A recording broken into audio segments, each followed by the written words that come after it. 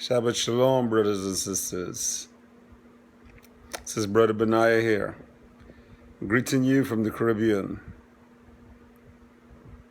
I need to touch on a topic that's very sensitive. Before I get into the topic, I will give you a little explanation, bearing on that topic. Now, we all know what ethnic Chinese people look like.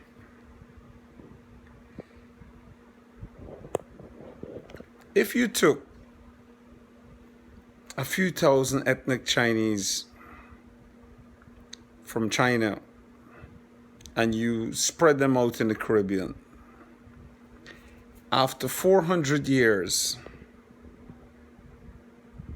they keep marring among themselves like everyone do in many places of the world. You find Caucasians marred in Caucasians up to now, Africans marred in Africans, Indians marred in Indians, and Chinese marred in Chinese. It's such a traditional thing, I don't know. You know, people just like to marry people that look like themselves. Well, like I said, after 400 years, if these Chinese were taught to worship something other than the main god that they worship in China, I think you call them Buddha or something like that. Let's say they've become Christians. And their encounter after 400 years, their descendants encountered Chinese from China, came over to the Caribbean, and they say, wow, there's a lot of Chinese here. As when they visit the islands, they see a lot of Chinese, so they decide to confront the Chinese and said, what are you guys? What are you guys? Or for instance, no, they don't confront the Chinese. The Chinese that are living in the Caribbean go to them and tell them, hey, you know, we're Chinese. Our forefathers came over here 400 years ago. Said, you're Chinese? Are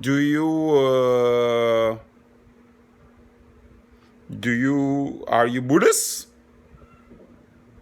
Said, no, we're Christians now. Do you think the Chinese from China could tell the Chinese that are living in the Caribbean who look similar to them, no, you're not Chinese, because you don't worship Buddha anymore. You don't read our Buddhist literature and stuff like that. You don't follow our way of our laws and our traditions. You don't do these things. You're not Chinese anymore. Do you think they can tell them that? Looking at them, they look like Chinese. I would think if you look like Chinese, you act like Chinese, you are Chinese. Okay. Why I use Chinese to put over my point to you? It's simply because approximately 400 to 500 years ago in Spain and Portugal, my forefathers, I am a Rodriguez, and that was a given name because we had Hebrew names back then. They took away our Hebrew names and they give us Portuguese and Spanish names. Rodriguez simply means son of the blessed ruler or son of the blessed king or son of the famous king. The famous king who they're talking about in this case was King David, because close to 2,000 years ago or a little before that, the king of Tarish, which was of course Spain at the time, had helped Nebuchadnezzar to conquer Jerusalem, and what he asked in turn for him to send some of the sons of David to Spain, because he knew that our people were very resourceful. We were quite an intelligent lot, and we were a humble people. We were godly. We were disciplined. So he wanted our people, and he well, of course, Jews, we are builders. Of course, we build the pyramids, and we're businessmen, so to speak. So he wanted our people there, especially from the royal house of David. And after over 1,000 years, we've multiplied generation after generation in Spain and Portugal. After the rise of the Eastern Jewry, which were people who converted to Judaism, they start embracing it for a lot of reasons in a big way, so to speak. And one of their queens got married to one Roman Emperor, Constantine. Not the Constantine that started Christianity, another Constantine. She was a Khazarian princess.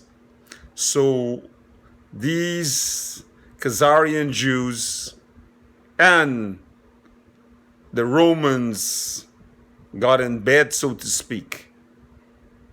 And further down the line, there were this plot, as mentioned, because all the prophecies that played out after were already written in the Bible. And they decide to come together and get rid of the Jews, the real Jews in Europe, so that they could bring in themselves as the real Jews, because they were just converts.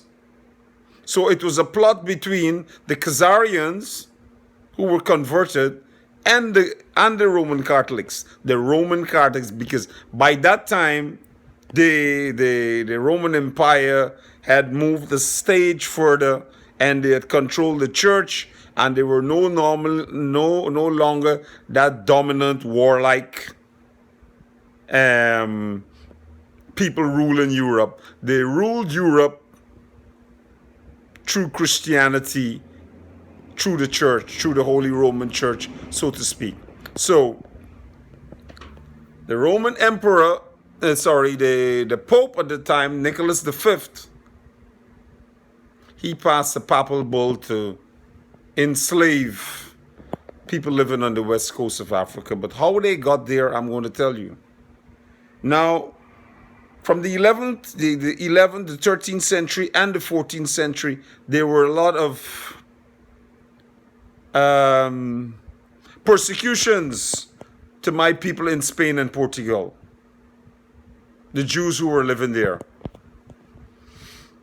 This king rose up and that king rose up, and in the 11th century one rose up, and he started persecuting us and stole our lands and expelled some of us and forced some of us to become Catholics. And then that died down after 100 years. And in the 13th century it started up again, and they did the same thing. They expelled some of us and they took away our lands, and it went on. But in Spain, it became very ruthless in the 14th century.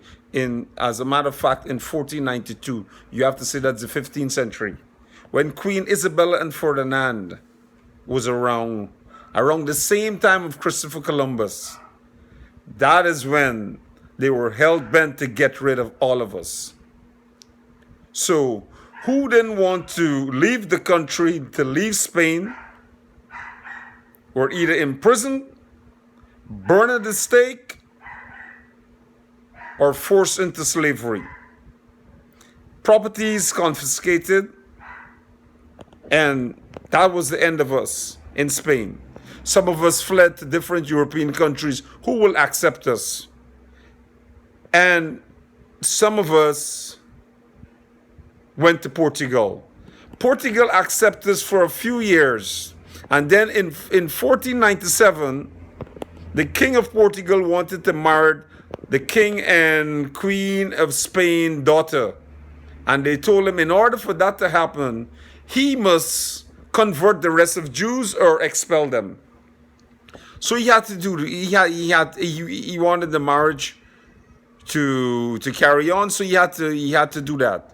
And what he did, he forcefully converted all the Jews that was living in Portugal. Who didn't want to get convert? He killed or he imprisoned.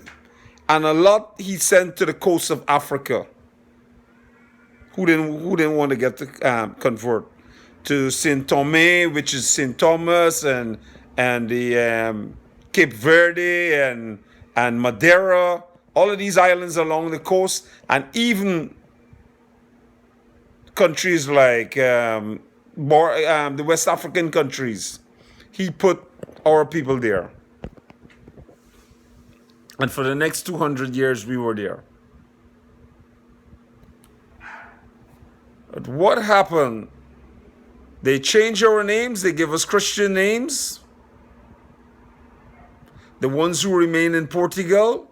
And they never treated us like the normal Christians. They call us new Christians.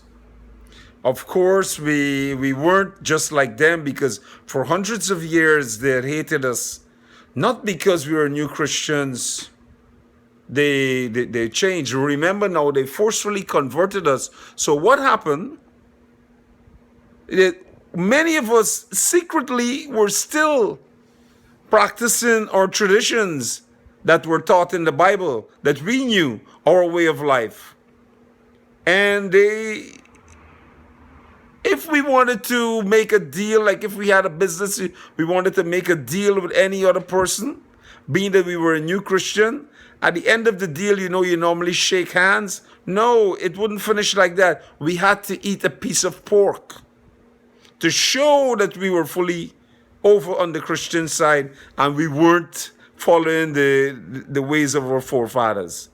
In every deal that we made, if we go to buy a house, at the end of it, we have to eat a piece of pork. Some pork dish, some bacon, some ham, some roast pork, whatever. We have to do it. And this went on and on. And then the Inquisition started.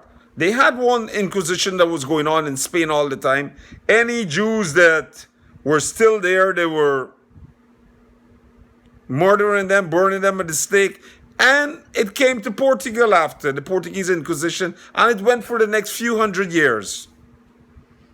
Anyone who they saw backsliding and going back to their ways, the traditions of their fathers as Jews, they would burn them at the stake, imprison them, torture them, and stuff like that. But coming back to the point, why I raised this point about Chinese. Now, many of us were sent to Madeira, and we worked on the sugar plantations there. And we work in the making wine and the wine industry and stuff like that. We were, of course, like laborers, but while we are working in these positions, we are learning the job, and we are very progressive people. Once we learn something, we don't want to rest there too long. We want to own it, because we are a chosen people. We are people blessed by God. We always like to be a light. God made us to be a light to the nations. So we are not a people always looking to learn from people. We are people who are supposed to be teaching people. So what happened? We were being persecuted for the next couple hundred years in Portugal. So after the end of slavery in the Caribbean and South America and stuff, and they wanted Portuguese laborers to come and work. And we seized that opportunity to get out of that country where we weren't loved. And we came across to the South America and the Caribbean.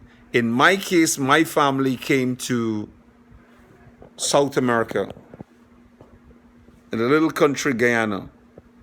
My grandfather on my mother's side was Masmian Rodriguez, with his wife, Henrietta, and her sister Jude. Aunt Jude, or Judith. That was my great-great-grandfather. And they settled in All Boys Town, which today is called a ghetto. On my father's side was Jose Rodriguez Brash, also Rodriguez. And they settled in an area called Charlestown, and the other area, Charlestown and the neighboring village, All Boys Town. These areas were Portuguese quarters. And of course, today they're both called ghettos, the ghetto. And why they're called ghetto? Other places in Guyana, they don't call them ghetto. But because before, Jews used to live there. Even up to today, in Guyana, they do not consider Portuguese as Europeans, even though they're supposed to be Europeans. They consider them a race by themselves because Jews were not Europeans. Anywhere Jews are, they're not counted as Europeans or Americans or whatever. They're counted as Jews. But being that they want them to forget their identity, they just call them Portuguese. But they know they weren't like them. We weren't like them, so they call our foreparents Portuguese. So that's why in Guyana today, they said there are 6 races. They're Portuguese, they're Europeans. Of course, there's supposed to be one race of people. Then they're Africans, and they're Indians, and they're Chinese and Amerindians. Those are the 6. But Portuguese and Europeans are 2 separate people in Guyana up to a day like today. Now, coming back to the fact I just explained who we were, but a lot of people around the world, these fake converts who came in and stole our identity, they do not want to accept us because we were forced to accept Christianity for the next few hundred years. Many of us didn't know that we were Jews. We practiced Christianity. But when we came to the self-realization of who we are, and we have our history to prove it, and we confront them, but they say, no, you're not Jews. Look, you practice Christianity. That is why I told you, can you change a Chinese from being a Chinese? Because he's a Christian, he's not a Buddhist. So how can you change a Jew from being a Jew? Because he's practicing another religion. We are from the tribe of Judah. And we were the southern tribes living in a place called Judea. This is how we got the name Jews. It was not even the name, the word, letter J came out in I think the 14th or the 15th century when they wanted to confuse everyone. They changed the name. It was Yehuda. They turned that to Judah. It was Yehudim. They turned that to Jews. So, if I want to tell you who I really am, I am from the tribe of Yehuda, which is Judah, as they call it, and I am a Yehudi, which is a Jew. And no one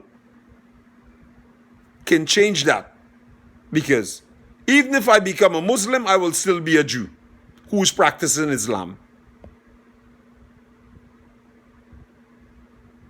If I'm a Christian, I will still be a Jew who is practicing Christianity.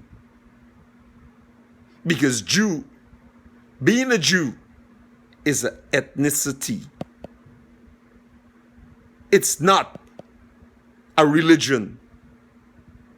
These people today they're practicing Judaism. This is something they make up. And they're not even, when you ask them who they are, they say they're Jewish people. They're not Jews, they're Jewish people. And Jewish mean a form of Jew. It's like a brownish, something brownish is not really brown. Something whitish is not really white. These people are Jewish. They're not really Jews. They practice something close to what our forefathers used to practice. We don't have no religion. We have laws and we have commandments that we follow. We don't have a religion.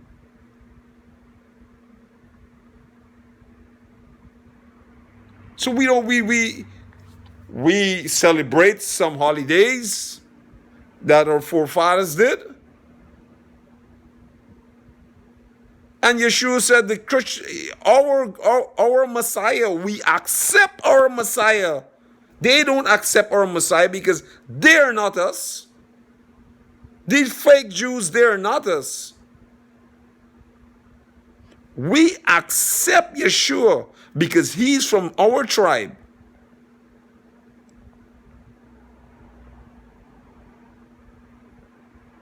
And he said, the customs and the traditions of men are vain.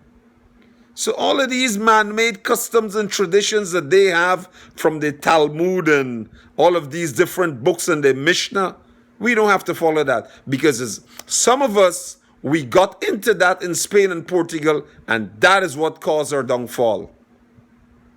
Because we were far away from Jerusalem.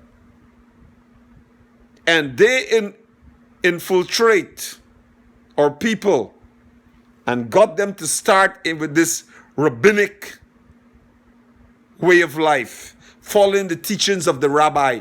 This is what the Talmud and the Mishnah is all about, and the Zohar. And they add every stupid thing that they come up with into these books and make it a religion that they're calling today Judaism. My brothers and sisters, if you're an offspring of Jacob, that they call Jacob, do not follow the Talmud, do not follow the Mishnah or the Zohar. Follow the Torah and the Tanakh. And follow Yeshua HaMashiach. And yes, we are the Yahudim. We are from the tribe of Yehuda. This is why you see this man, the painting of the man over my head, His Imperial Majesty Haile Selassie I. He is the king of Yehuda. He's the conquering lion of the tribe of Yehuda, who they call Judah. And Yeshua, who they call Jesus, spoke of Ethiopia rising up in the judgment. That is why they said in Genesis chapter 49 verses 10 that the gathering shall be unto Shiloh. He is Shiloh. He's the last king of Judah. That is when the kingship depart from Judah. And he taught us as the people of his tribe, as the king over us, to follow Yeshua HaMashiach. And that is what we are doing today on the face of the earth. But, of course, we are Jews. We are the true Jews. Many of the converts and our brothers that were taken from West Africa, that were placed there, there are a lot of us in the Caribbean too that they're calling Negroes. So the Portuguese who came to take over from the slaves, we were the first in Guyana after slavery finished. The Portuguese. My grandfather got my father with a black West African woman. Her heritage is from West Africa. And we, unlike them, we do not follow our traditions.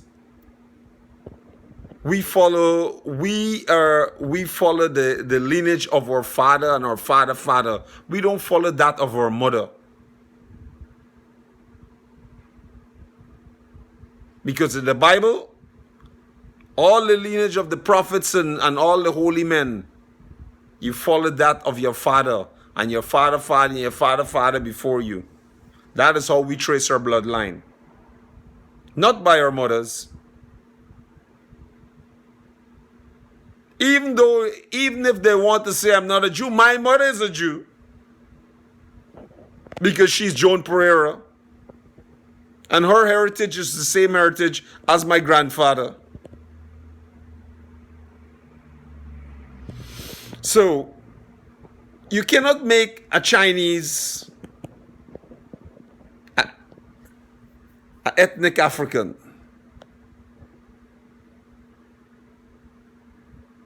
So how can you make a Jew something else that he's not? I rest my case. Have a blessed Sabbath.